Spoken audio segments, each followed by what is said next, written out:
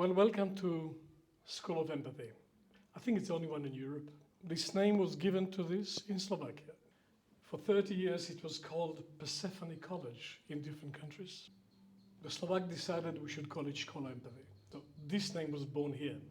I'm doing it for 40 years in different countries. And I'm still doing it because I'm still exploring it.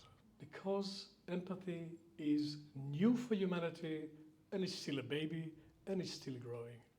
Every time I touch it, in practice or in theory, it changes in front of me. Every new person that I meet and every new students that I meet, and even the same client and the same students, second time or third time, I need to meet them again. I need to change to meet them again. The great Heraclitus from Ephesus used to say, a man cannot enter a river twice. Because the man is not the same man. The river is not the same river. And second time is not the same as first time. In empathy, we are cultivating a new level of consciousness in which everything is now and everything happens between people. But first, it happens inside the person. So this is not an ordinary training, and this is not an ordinary college. We invite our students to join the third year of doing this training, and we invite members of the public to take interest in a school in which you cannot just stay where you are and get new information. You have to change to get the new information. Yes, it's also professional development and leading to professional capacity, which is very well established in Western Europe and America, and it's still new to Slovakia. We call it counseling. Well, counseling is only about 70 years old. And empathy, you can only find it in the dictionaries from 1951, which makes it 73 years old. Well, when you think that the basic categories of logic established by Aristotle 2,500 years ago, 70 years is really yesterday. This was just a few years after philosophy was invented. Now we take it for granted. We walk on it. It's normal. It was a revolution. Empathy is still a revolution, and one day we will walk on it like it's normal. In this school, we are training practitioners for methodical empathy based on a process called psychophonetics, which is the process of self-empathy. We qualify counselors for a profession that does not yet exist. Poor universities in Slovakia and Department of Education and Accreditation, they don't know what to do with us because we bring something new. But we are not waiting for them. They will catch up with us. The origin of this work is not modern psychology. It is the process of initiation, enabling very select people to use their existential being as a raw material to manifest their higher potential. That was training for leadership. What was the preparation for leadership? What is a preparation for leadership today? Look at the parliament, look at the council city. A low degree, experience in commerce, that prepares you to lead the people. That's what happens today. There's only one kind of leadership we still have initiation for, military. To become a tank officer, you have to go through some serious training. Not sure about politicians anymore. But there was a time when you had to go through serious training, transformative training to be a leader of the people. In ancient Athens, you couldn't be a political leader, military leader, commercial leader without going through serious transformational training of initiation. I observed leaders in the 20th century for a long time. I've seen a couple of them that went through some initiation. The rest did not. I'm also South African, and we had an initiate that created the new South Africa with us, Nelson Mandela. This leader was initiated before he became a leader. In light of him, the rest are kindergarten. So at least we had one in the 20th century. Gandhi was a good example. Roosevelt was growing on the job. Look around. Welcome to Central Europe. Look around. It's really sad. No great leaders. They're still geniuses in comparison to the leadership in America. No, we are doing training for leadership. We want to renew the wisdom of initiation in a modern way. It's not for everybody. This is training in leadership, starting from self-leadership. Call it what you like. This is initiatory training. But we ground it in a profession called counseling, because we wanted to ground the spiritual development in a real possibility of feedback. Namely, we want what we do to be consequential, not just to believe in anything. Empathy is initiation. If it works, the client tell you, no space for fantasies here. I'm a tree farmer, son of a tree farmer. Doesn't matter what your theory is, the tree either they grow and give fruit or not.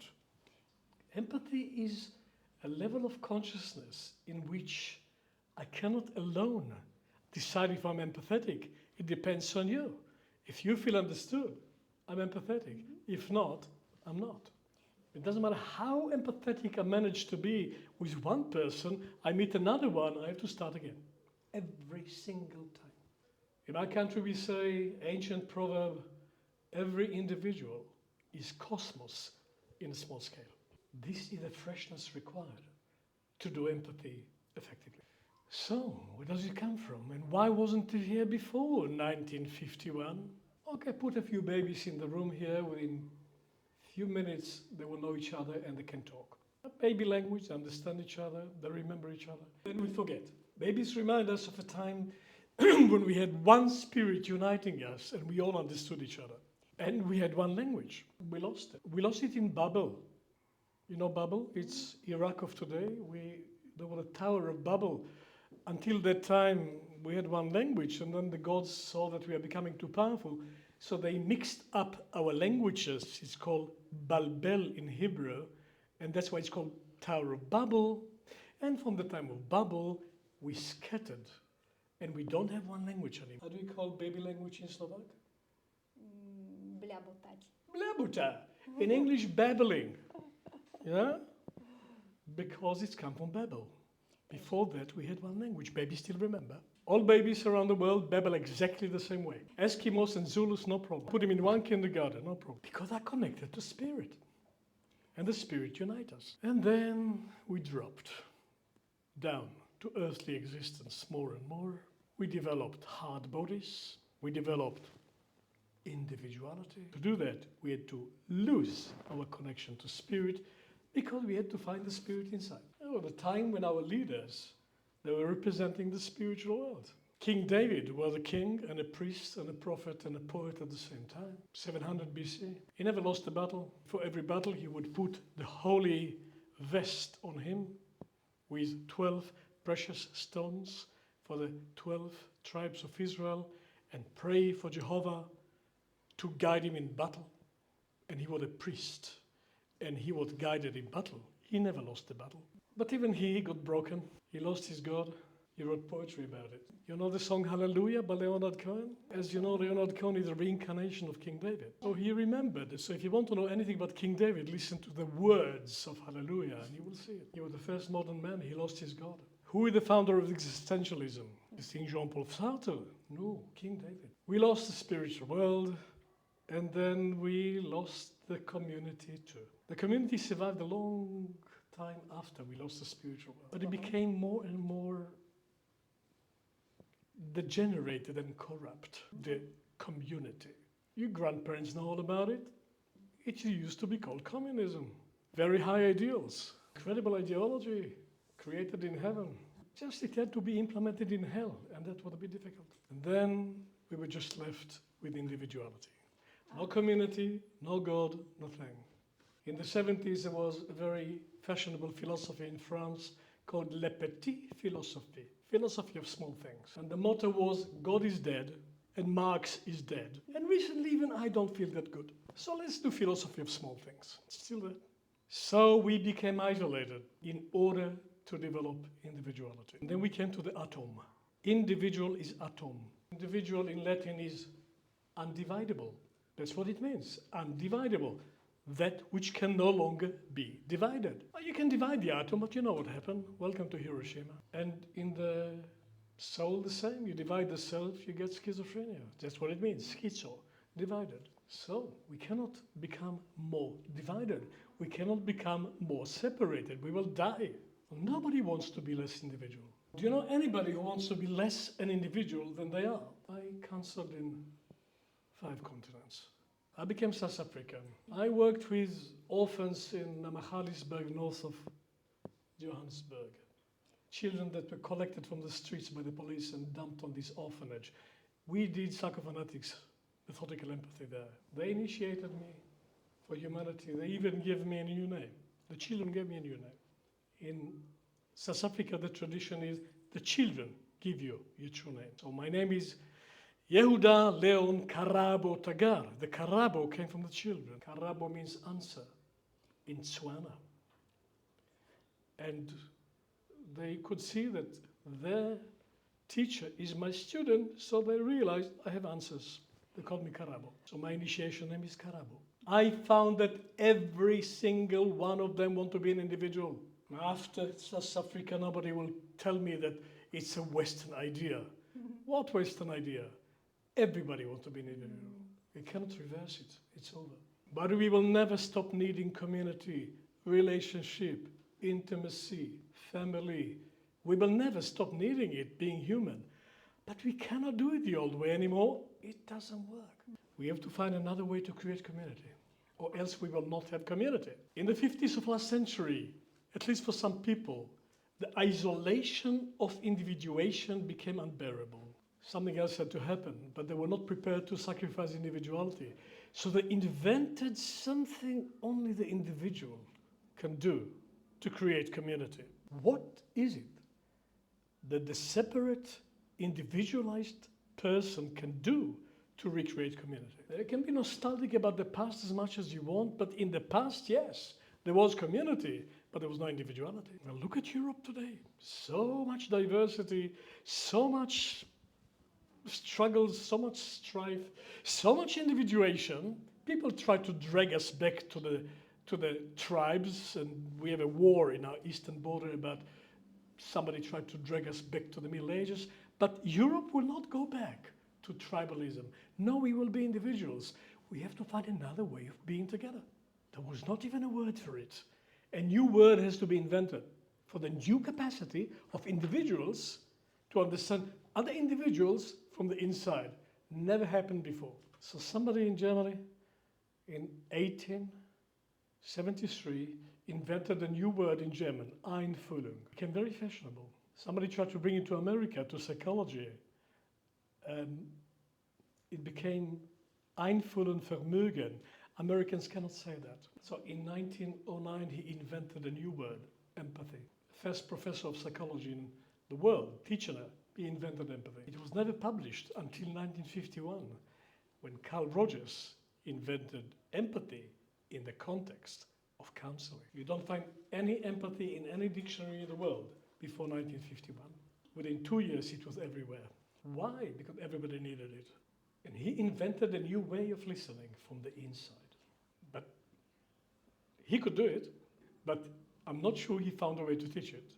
We teach empathy here not because we are more empathetic than you, but because we found a way to teach it. Each one of us are working on our own empathy, but we found a method to teach it. And we say the following: the same individual soul that separates us from each other, we must develop out of this separation a new way to communicate. But it's not coming by instinct, it's not coming naturally, it doesn't fall from a tree, you have to cultivate it. So, I look at it as a cutting edge in evolution. We bring initiation studies into everybody, because everybody has to be a leader today. Nobody wants to follow anybody. It is not a luxury good. Everybody needs to be treated with empathy by people close to you, everybody. In the past, people did it instinctively because we were very much in the instinct of the group, but we lost it. Where do we start? From some guru? That's over. We became so grounded in our individuality, we cannot meet others without our individuality. And we want from each other what we cannot offer. Look at the chaos of personal relationships in the last few decades. Since the liberation of women, which is still happening, nothing in the past can guide us how to be in relationship. It's over. There's nothing to follow. So old men try to bring women to be back in control. Good news, yesterday in Arizona, they cancelled a law that was passed by the Supreme Court of Arizona, which limited women to do exactly what they're told according to a law from 1888. Women would not be allowed to do abortion on any circumstance, and basically they have to do what they're told. They took a law from 1888 and make it into the law of the land in Arizona. And all women had to live according to this law until yesterday. They're so desperate to control the women. 1888, Arizona was not even a state yet. And women didn't have the vote anyway. But the Supreme Court decided that's the law of the land now. Even the parliament could not take it. They cancelled it, and the governor signed it, and we are back to the 21st century. Thank God for that. Because these men don't know what to do with the freedom of women. They're completely confused. Let's go back to the past when women know what's their place and we know what is the place for men. Well, too late. Even in Arizona, it's too late. Let alone San Francisco, Boulder, Colorado, and New York City. This is over. We are not going back. So we have to invent something new. And we have to start from where we are. Okay, how do we do it? Look at babies. How does baby become a functioning human being? First, they sense. Sensory organ. Babies sense 12 senses. That's all they are in the beginning. Then they start to have relationship with people and they develop some feelings. Then they make connection between things and they start to think. And around the same time, they start to stand up. And soon after that, they start to speak. But first they sense, they feel, and they think. They don't think like we think, but they start to make connections between things. They start to think. This stay our structure for the rest of our life. If you add will to this, that explains human existence. Individual will. That's coming together with speaking. First, sensing, feeling, and thinking. Well, I said empathy is a baby. We have to go back to babyhood. Have to take the human soul as it is and transform it into something completely new. What's a product of empathy? The product is that you can do with people, do to people what they want from you. See me, hear me, know me. Every baby needs it. Every adult needs it. Every woman, every man. You don't have it in your relationship, you're not happy. You don't have it in your parenthood, you whinge for high heaven for the rest of your life. You don't have it from your boss at work, you think it's a boss from hell. You don't get it from your friend, no friendship anymore. You don't have it as a manager, as a leader, as a teacher, your colleagues will not trust you. You want to get good potential, innovation, creativity, energy from your workers at work, and you are the manager, they need you to see them and to hear them and to know them and to give them the confidence that you are there for them, not just for you. In 2008, America broke, and the whole world economy nearly broke completely. Recession, nearly became depression. You think we recovered? No, we didn't. On the surface it looks okay. The tremors are still happening. No, we haven't recovered from 2008. You want evidence?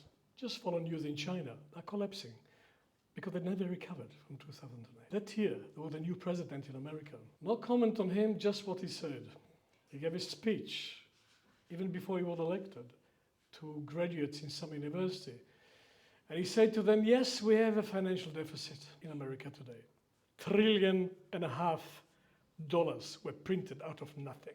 Nobody trusts currency anymore after that. He said, we have a financial deficit in America, but we've got one deficit much worse than the financial deficit. We have empathy deficit in America today. So, this was the first time it was recognized politically. Slovakia chose 2 presidents because they were more empathetic than other politicians, and then they chose the greatest manipulator. Let's hope we survive until the next empathetic president. How do we create empathy? Transforming the human soul as it is. In the normal human soul as it is, following healthy development of a baby, we have sensing, feeling, and thinking.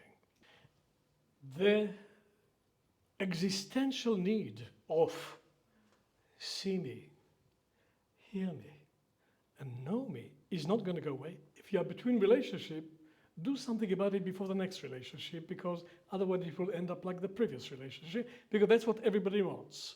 See me, hear me, and know me. The world is full of disappointed people in relationship and marriages who don't feel that the partner see them, hear them, or know them, and are very disappointed because they expected it. On what basis did they expect it? Individuals never saw or heard or knew other individuals before, because we were never been individuals before. You expect a normal functioning adult to be able to read and write. You know any baby who got literacy from mother's milk or falling from a tree? They went to school to learn literacy. Where is a school for empathy? Here. At least we try. So we have to develop completely new organs of perception to really see people, to really hear people, to really know people. We don't have it, we are babies. But we've got the raw material. What does it take to see people? This eye cannot see your soul. We have to develop another eye. We have to develop some capacity of seeing. We call it imaginative perception.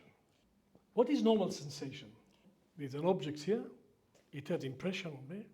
I sense it. I develop some picture about it.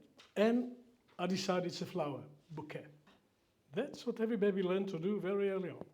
Not good enough for empathy. Empathy, we have to do the opposite. The picture which I develop unconsciously about this flower, this picturing capacity, I have to let it grow into another kind of a receptor and develop a picture about you, which doesn't come from the object that you are, because you are not an object. Nobody feels seen if you look at them as if they're objects. I'm sure every woman in this room have the experience of what it's like to be treated like an object, and they don't like it. So to see people beyond being objects, to see people from the inside requires the same imagination that we do unconsciously in normal sensation. We have to take this imagining capacity, give it some oxygen, and start from imagining people. And then we can sense them. And then we can reach them as they are. Start from imagining them. In light of our psychology, the capacity for imagining people exists inverted. That's how we do normal sensation. Part of it is creating pictures. We have to find a way to turn it inside out and create pictures about the people we meet and try it out. And it will not work in the beginning. But also writing and driving a car was a bit difficult in the beginning. Learning to stand up and walk is not a picnic either. They fall many times. So we have to cultivate inside-out sensation to develop the capacity to grasp people with perceptive imagination, and that's what we practice here. It's called empathy, we call it imaginative perception. Imaginative empathy. Because it's not enough to have intention to be empathetic and ideology about being empathetic and being very nice and kind and loving. That's not empathy. Empathy is a new perception. Doesn't matter how much I love you, if I don't have eyes, I will not see you. Our parents loved us when we were teenagers, but how many of us feel we were understood by our parents in teenage? They loved us. That's not empathy. It's not enough. People also want to be heard. Relationship to maintain the love and the warmth and the support and the home require that people feel heard by each other. Otherwise, it doesn't work. It's like a machine without oil. It grinds to a halt. People want to be heard. You don't hear me. How many times did you hear yourself saying to your partner, you don't hear me?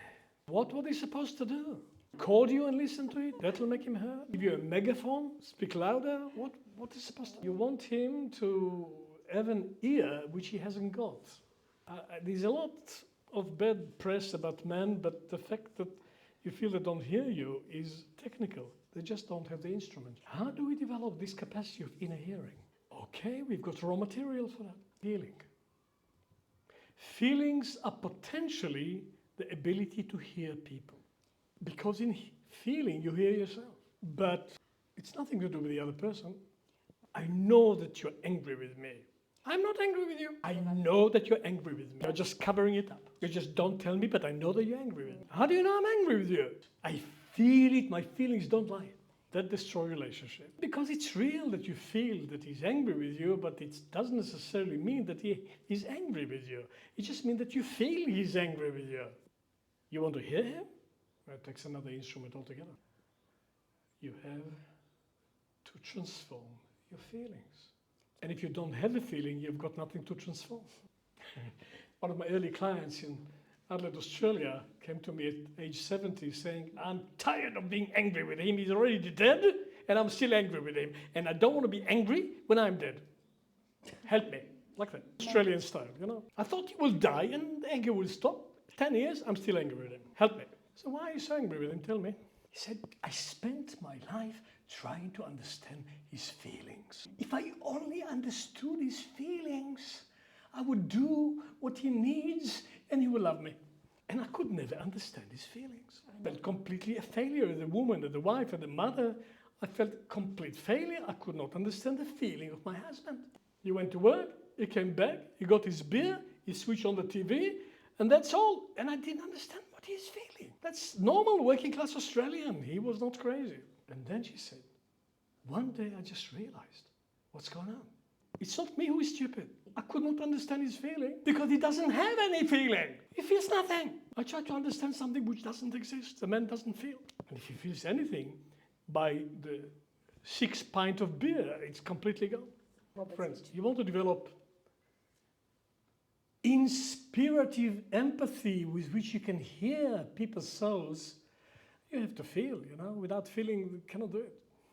But if you feel a lot, don't be too happy about it because you just feel yourself. If you're very emotional, you've got very good raw material for empathy, but it has to be cultivated a bit because all you understand in your own feeling is yourself. Let's do anatomy of feeling for a moment. Normal feeling. Something happened. Someone or something happened. There's some kind of presence of something or someone. And you let it in and it becomes like an internal event. And this internal event resonates. And this resonation is feeling. I'm sure there's other ways to describe it, but it's quite accurate. Feeling is in a resonance of some kind of event that touches you. And the resonance is real, much more real than intellect. So if you have feeling, you tend to trust them. Okay, you may not trust them, but they're still real. And very often people think that because they feel something, it's real about everybody. No, it's just real about yourself. But feeling is potential empathy for the feeling of others, for the hearing of others, but only potentially. This resonance is potentially an instrument of empathy, but it is turned inward. So to start with, just tell you about yourself. You want it to tell you about others. You have to take your feelings and turn them inside out. And then they become ears, and you can start to hear the resonance of others. And it becomes an event in your soul. The others start to happen inside of you. And then you can hear them. You can hear the presence in a way you couldn't hear it before. Just a reverse of normal feeling. I repeat.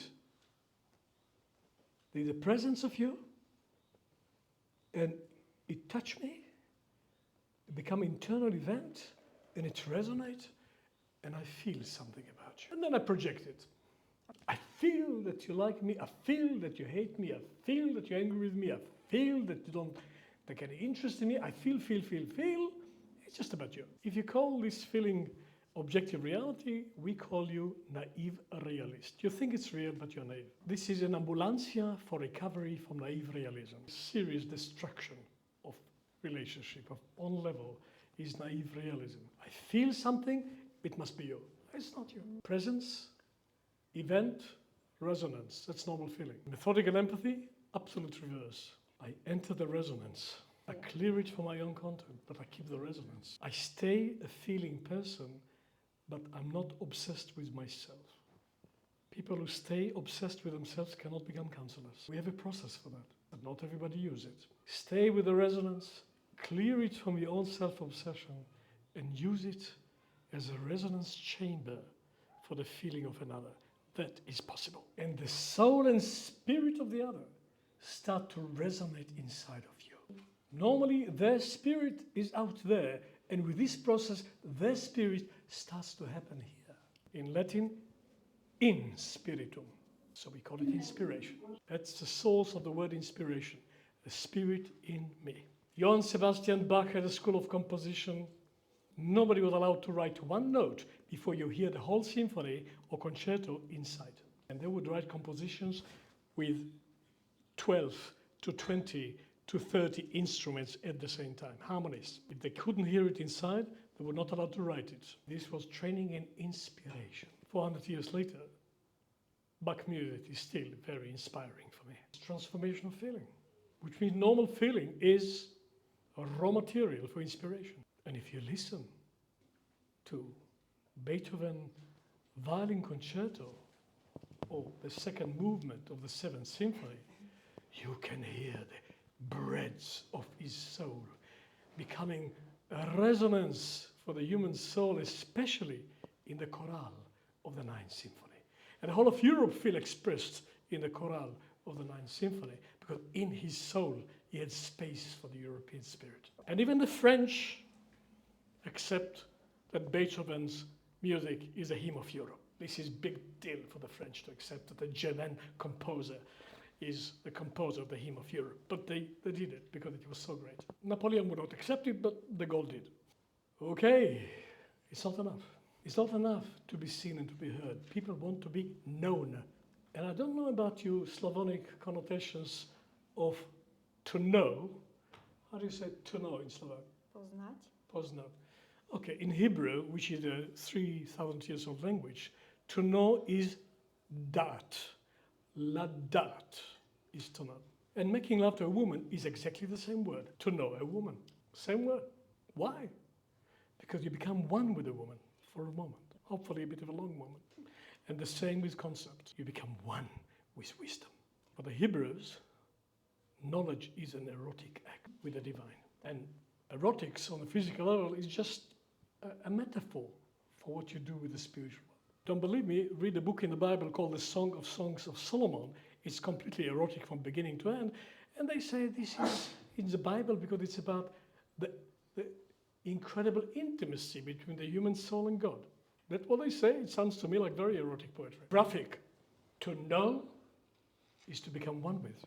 And for a moment you have to become one with somebody to really understand them from inside, and it's not just about feelings. If you want to be known by somebody meaningful for you, and hopefully counselor is somebody meaningful, you want them to know how you think, to know your values, to know what is important to you, to know what you believe in, to know what you live for, to know what you want to do in this life. That's more than feeling. How to do that? You cannot make love to everybody. There must be another way. Potentially we all have it. Normal human thinking is potential intuition. And intuitive empathy is required to have a chance to know people from inside. Not just to know the mental imagery, not just to know the feeling, to know the eye, to know the spirit from inside. And then they feel, somebody knows me. You cannot do something like this with your son or daughter, you fail them. If you cannot do something of it sometime with your husband or wife, the marriage is not fully happening. If you cannot do this in counseling and you're a counselor, what kind of counselor are you? In this school of empathy, we train people for intuitive empathy. How do you do it? Transformation of thinking, metamorphosis of thinking. Okay, let's look at thinking, and that'll be the last part of the talk. What do we do in normal thinking? Back to sensing. Our thinking is based on sensing till we liberate it from sensing. Thinking can be sensing free, but you have to work on it. Normal thinking is an object outside of me. It has impression on me. I create a mental picture about it. I have some concept about it. I have some association about it. I take it in. percept, perceive Percept. this thing. But actually, on the surface, it's not the same. There's something there which isn't here. It has life. Normal perception, I don't see any life. This is red, must be the same. No. With imaginative perception, you can see it's alive. With a human being, we start looking at them as objects. That's what we do with objects. Percept, and I find a concept for it. Is this a flower? How do I know? It doesn't written here. It's not say flower. How do I know it's a flower? It's a concept. It's a flower. I can name it in 2 languages. No, I call it. I give it the name. It is not there. Percept, come from outside. Concept, come from inside. They fuse, and then I think I know something. I call it knowledge. We do it with everything, and we do it with everyone. And then I think I know it. But I don't. Just the surface. If I do it with a human being, there's the being there, and there's the being here. And if I activate the being here, I start to be sensitive to the being there. And activating I in me becomes a receptor for the I in you. So I don't start from an object. I'm starting from being awake to the being that is there. My being meets your being, beings are meeting. If I can make my I available, not just for me, but for you. And then I come closer to know you from your own I point of view, which means from inside. And that's inner knowledge of you. Normally, I learn from things from outside. Normally, I have teachers from outside. And we call it tuition. Tutor, tuition from outside. What is intuition? Tuition from inside. Intuition. There's an organ for that. In my thinking, I do a fusion between separate sources into knowledge. I can take this capacity, this fusion capacity, this capacity of coming to the one. And that's how we cultivate intuitive empathy here in Schola. And it can be done by everybody because everybody has got sensing and feeling and thinking. We don't start from some lofty ideas and ideals looking up to some great inspiration from outside. We start from dealing with our own sensing and with our own feeling and with our own thinking and transform it into instruments of new perception. And we call it methodical empathy. But we start from foundation here. We train you in self-empathy, and that cultivates into empathy with the other. So what do we do with the clients? We help them to develop self-empathy. We start from self-empathy, we become counselors. The end of a successful psychophonetics methodical empathy session is self-empathy for the client, and that they take home with them. Go home and change their life, potentially. Because as we develop empathy with others on the basis of self-empathy, they can do the same. Empathy starts inside, and then it ripples to this community. That's what we do here. Well, it's needed everywhere. It's not taught everywhere. It can be taught. Somebody taught us to read and write. Somebody taught us language. Somebody taught us to drive a car. Somebody can teach us methodical empathy. That's what we do here. I rest my case.